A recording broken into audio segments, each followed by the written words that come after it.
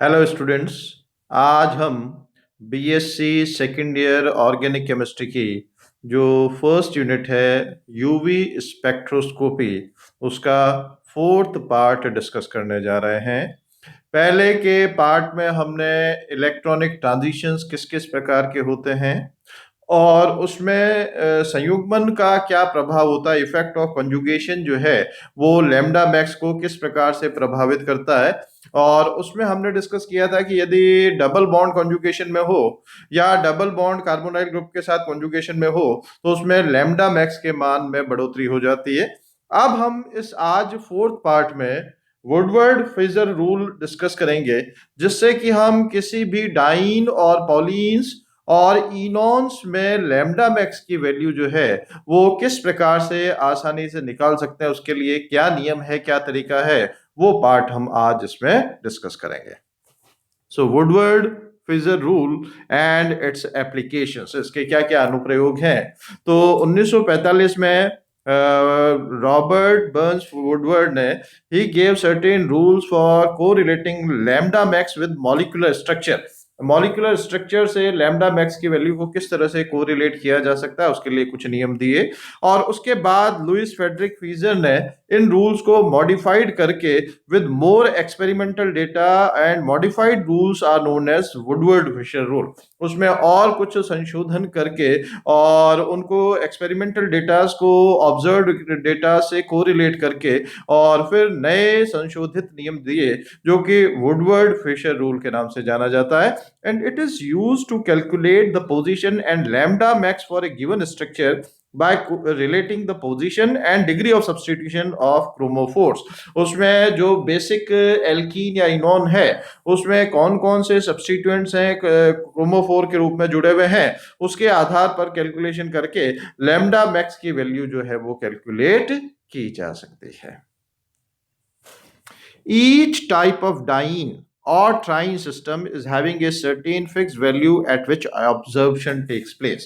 हर एक डाइन या ट्राइन के लिए एक पर्टिकुलर फिक्स वैल्यू होती है जिस पर एब्जॉर्प्शन होता है, यानी कि उनकी लैम्डा मैक्स की वैल्यू कैरेक्टरिस्टिक होती है। This constitute the base value और पेरेंट वैल्यू। ये जो डाइन या ट्राइन सिस्टम के लिए वैल्यू है इसको हम बेस वैल्यू के नाम से जानते हैं या मूल मान के नाम से जानते हैं। The contribution made by various alkyl substituent or ring residue or double bond extending conjugation and polar groups such as chloro, bromo, etc.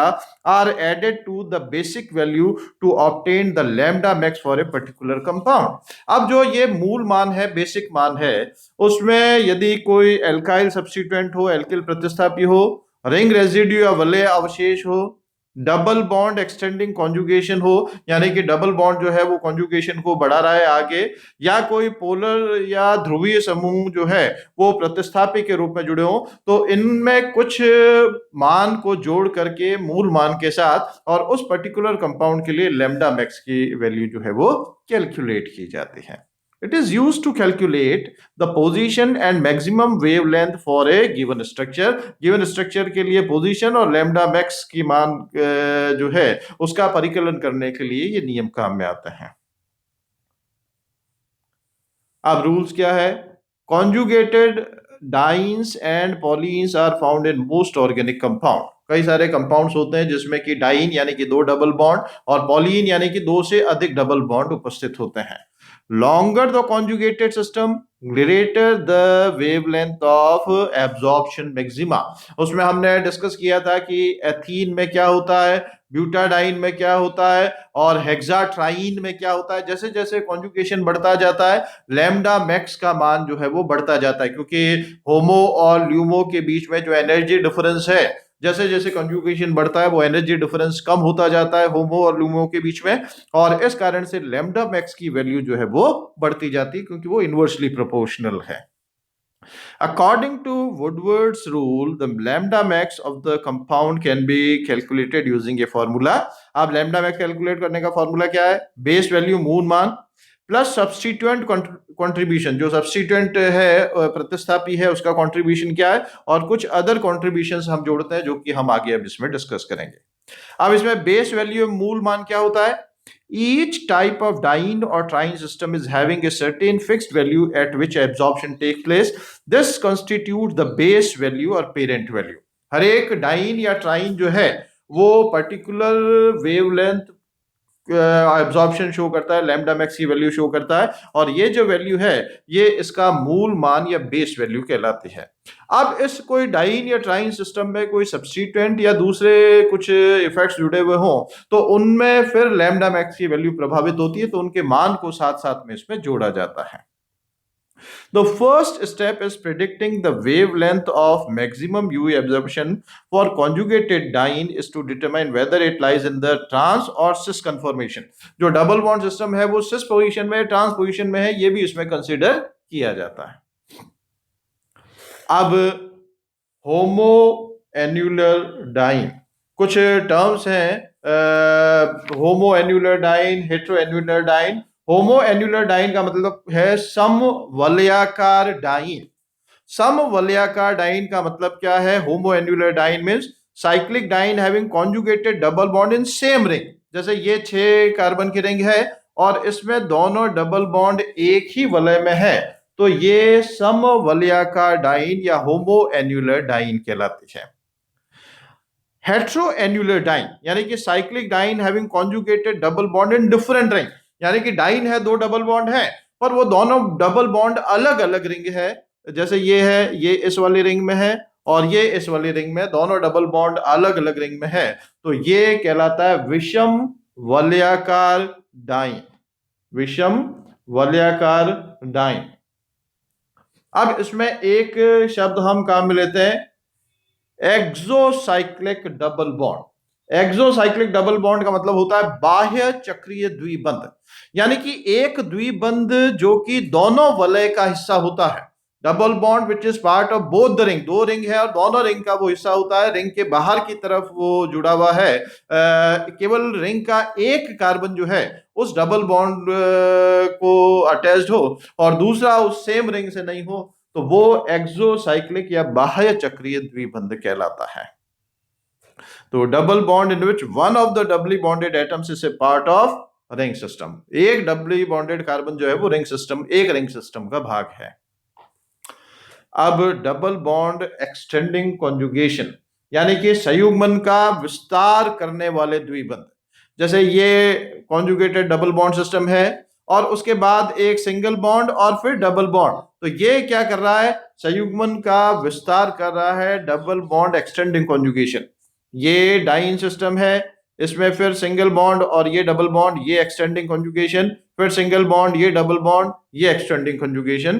तो when more double bonds are present other than conjugation, conjugation या संयुग्मन के अलावा भी दूसरे double bond जो है उसके संयुग्मन में हो, अल्टरनेट यानी कि एक छोड़ करके एक दूसरे कार्बन पर, तो ये संयुग्मन का विस्तार करने वाले समूह होते हैं डबल बॉन्ड एक्सटेंडिंग कॉन्जुगेशन।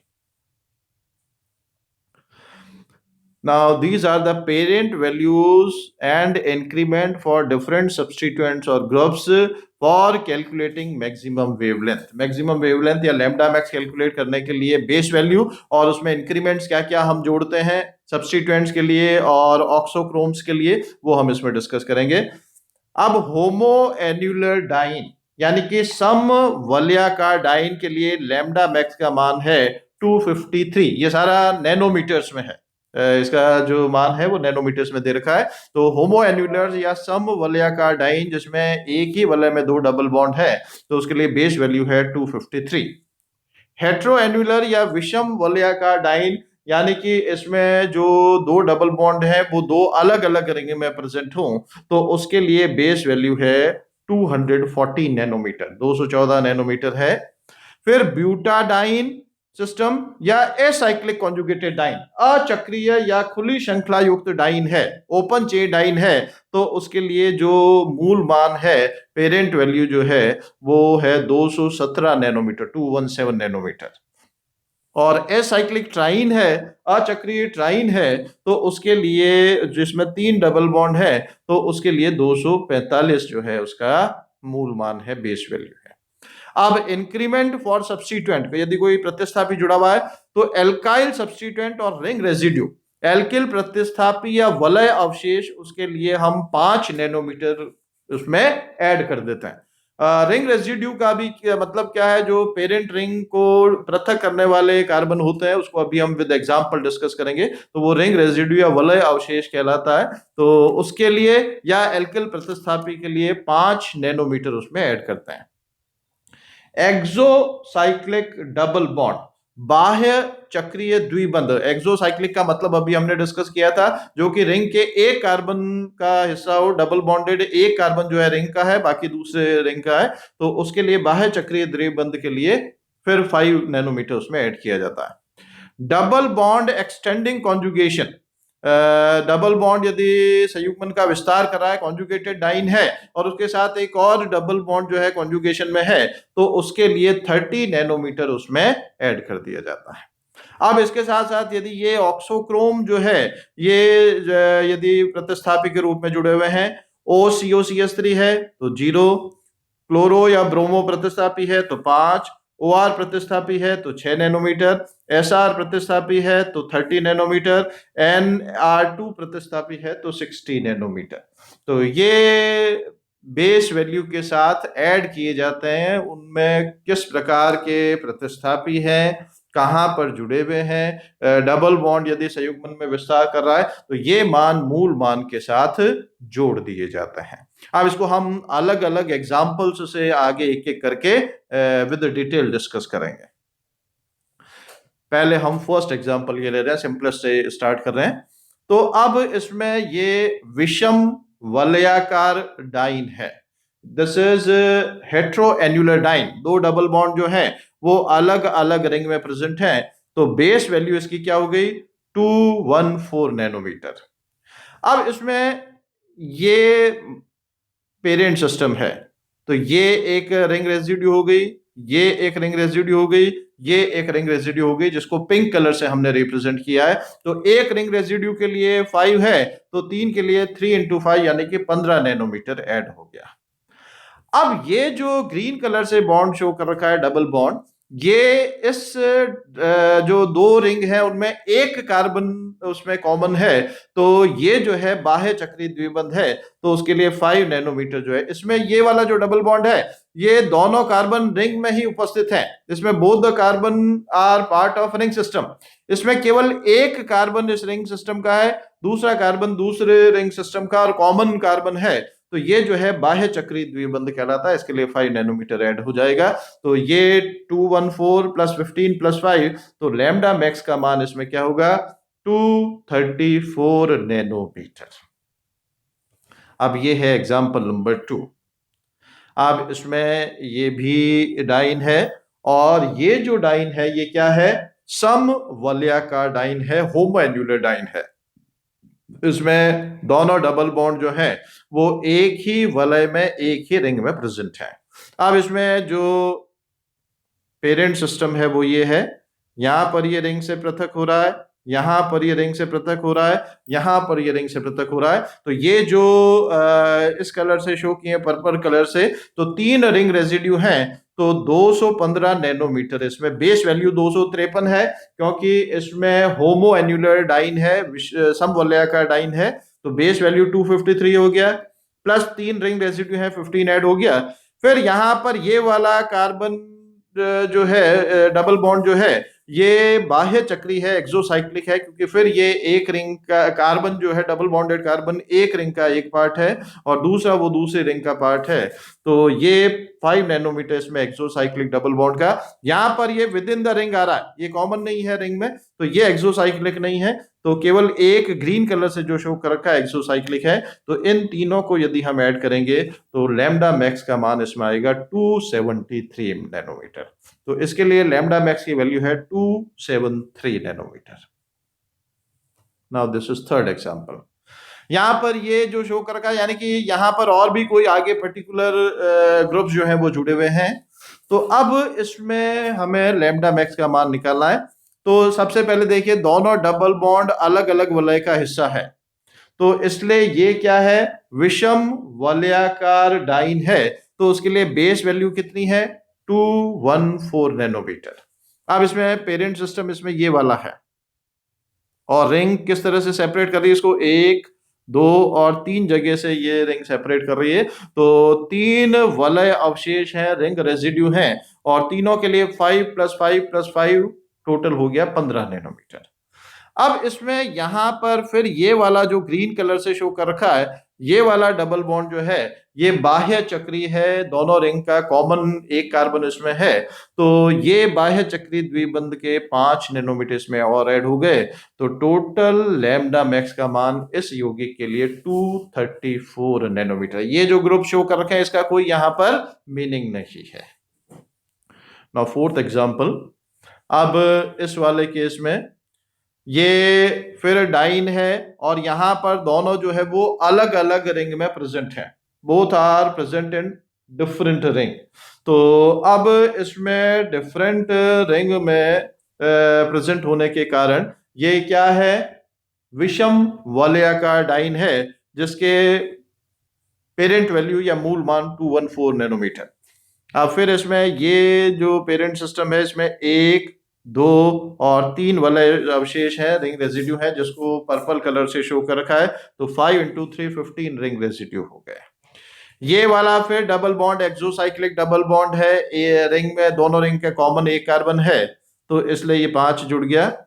और ये ओ आर समूह OCH2CH3 यानी कि एथॉक्सी समूह जुड़ा हुआ है, और एथॉक्सी समूह के लिए यदि इसमें हम सब्स्टिट्यूएंट का एडिशन मान देखें तो एड अप वैल्यू जो है वो 6 नैनोमीटर होती है, तो 6 नैनोमीटर इसमें एक और जुड़ गया, तो टोटल इसकी जो बेस वैल्यू ऐड करने पर जो लैम्डा मैक्स की वैल्यू आएगी वो होगी 240 nanometre. This is example number 5। अब इसमें 5 में ये फिर जो 2 डबल बॉन्ड हैं ये with in the same ring है, यानी कि ये होमो एन्युलर डाइन है, सम वलयाकार डाइन है, तो इसमें बेस वैल्यू या मूल मान होगा 253 नैनोमीटर। अब ये पेरेंट सिस्टम है, ये रिंग को इधर से सेपरेट कर रहा है, ये इधर से सेपरेट कर रहा है, ये इधर से सेपरेट कर रहा है। जो पर्पल कलर से 3 हमने रिंग रेजिड्यू शो कर रखे हैं, तो 3 रिंग रेजिड्यू के लिए इसमें जो एडअप वैल्यू होगी 3 × 5 यानी कि 15 हो। अब यहां पर इस मेन सिस्टम के साथ ये एक आइसोप्रोपिल या एल्किल प्रतिस्थापी जुड़ा हुआ है। एल्किल प्रतिस्थापी कोई भी हो, चाहे मैथिल हो, चाहे एथिल हो, चाहे प्रोपिल हो, चाहे आइसोप्रोपिल हो, एल्किल प्रतिस्थापी के लिए जो एडिशन वैल्यू होती है वो 5 नैनोमीटर होती है, तो 5 नैनोमीटर ये ऐड हो गया। और ये वाला जो डबल बॉन्ड है ये 2 रिंग में यहां पर कॉमन कार्बन का एक हिस्सा है, तो ये एक्सोसाइक्लिक डबल बॉन्ड है, तो 5 नैनोमीटर इसमें और ऐड हो गए, तो इसलिए इसकी जो वैल्यू हो गई टोटल वो क्या हो गई लैम्डा मैक्स की 278 नैनोमीटर। तो ये हो गया एग्जाम्पल नंबर 5। अब एग्जाम्पल नंबर 6। अब इस एग्जाम्पल नंबर 6 में यदि हम देखें तो इसमें एक ही रिंग में 2 डबल बॉन्ड है, यानी कि ये होमो एन्युलर डाइन है, this is homo annular diene. तो इसमें सम वलयाकार डाइन है, तो इसमें जो पेरेंट वैल्यू होगी वो पेरेंट वैल्यू होगी 253 नैनोमीटर। अब इसमें ये मेन सिस्टम ये है, फिर ये डबल बॉन्ड कंजुगेशन को बढ़ा रहा है, ये डबल बॉन्ड कंजुगेशन को बढ़ा रहा है, तो इसलिए ओवरऑल सिस्टम जो है वो ये हो गया। तो अब रिंग रेजिड्यू यहां पर ये मेन सिस्टम को सेपरेट कर रहा है, यहां पर ये कर रहा है, यहां पर ये कर रहा है, यहां पर ये कर रहा है, और यहां पर ये कर रहा है, यानी कि रिंग रेजिड्यू जो पर्पल कलर से शो कर रखे हैं वो कितने हैं, 5 हैं। तो एक के लिए 5 नैनोमीटर ऐड होता है, तो 5 के लिए 5 × 5 यानी कि 25 नैनोमीटर उसमें और ऐड हो जाएगा। अब डबल बॉन्ड एक्सटेंडिंग कॉन्जुगेशन, ये मेन सिस्टम ये डबल बॉन्ड का है, यहाँ सिंगल बॉन्ड के बाद ये डबल बॉन्ड आ गया, यहाँ सिंगल बॉन्ड के बाद ये डबल बॉन्ड आ गया, तो दो डबल बॉन्ड एक्सटेंड कर रहे हैं कॉन्जुगेशन को, संयुग्मन का विस्तार कर रहे हैं। एक के लिए 30 ऐड होता है, तो दो के लिए 30 इंटू 2 यानी कि 60 नैनोमीटर उसमें और ऐड हो गया। अब बाह्य चक्रीय द्विबंध, ये देखिए, ये इस रिंग का कॉमन पार्ट है, ये इस रिंग का कॉमन पार्ट है, ये इस रिंग का कॉमन पार्ट है। तो तीन बाह्य चक्रीय द्विबंध जो कि डबल बॉन्ड को हमने ग्रीन कलर से शो कर रखा है, तो ये बाह्य चक्रीय द्विबंध हैं। और इनके एक के लिए 5 वैल्यू ऐड होती है, तो तीन के लिए 5 इंटू 3 15 इसमें ऐड हो जाएगा। और OCOR के लिए जो प्रतिस्थापी जो है उसके लिए एडअप वैल्यू जो है वो 0 होती है, तो 0 ये जुड़ जाएगा। तो टोटल अब हम इन सबको जोड़ेंगे, तो ये जो मान है ये है 353 नैनोमीटर। तो ये अलग अलग एग्जाम्पल्स हैं जिसमें हमने लैम्डा मैक्स की वैल्यू, पहले तो हमने किस प्रकार का सिस्टम है उसके आधार पर मूल मान उसका लिया, पेरेंट वैल्यू ली, फिर उसमें कितने एल्काइल सब्स्टिट्यूएंट है या दूसरे सब्स्टिट्यूएंट है, कितने उसमें वलय अवशेष हैं, कितने उसमें बाह्य चक्रीय द्विबंध है, कितना संयुग्मन का विस्तार हो रहा है, तो उसके आधार पर उसमें और वैल्यू मूल मान के साथ जोड़ करके और लैम्डा मैक्स का मान हम इस तरह से निकाल सकते हैं। एक और बिल्कुल सिंपल एग्जांपल हम लें, suppose CH2 double bond C, CH3 CH double bond CH2, ये ओपन चेन एल्काडाइन है। तो ओपन चेन एल्काडाइन के लिए जो पेरेंट वैल्यू क्या होती है, 217 नैनोमीटर, 217 नैनोमीटर होती है। तो ये पेरेंट वैल्यू हो गई। और इसके साथ ये एक एल्किल या मैथिल प्रतिस्थापी जुड़ा हुआ है, और एल्किल प्रतिस्थापी के लिए जो मूल मान के साथ जो जुड़ता है वो 5 नैनोमीटर हो जाएगा। तो और कोई भी चीज इसमें ऐड नहीं होगी, ये ओपन चेन डाइन है और उसके साथ एक एल्किल प्रतिस्थापी है। तो 217 प्लस 5 222 नैनोमीटर, ये इसके लैम्डा मैक्स की वैल्यू हो जाएगी। तो ये डाइन और ट्राइन सिस्टम और सब्स्टिट्यूटेड डाइन और ट्राइन सिस्टम के लिए किस तरह से वुडवर्ड फिशर रूल के अकॉर्डिंगली हम लैम्डा मैक्स की वैल्यू कैलकुलेट कर सकते हैं, ये हमने किया है। अब हम अगले पार्ट में इनॉन सिस्टम में किस तरह से लैम्डा मैक्स की वैल्यू कैलकुलेट की जा सकती है वो पार्ट डिस्कस करेंगे। Thank you.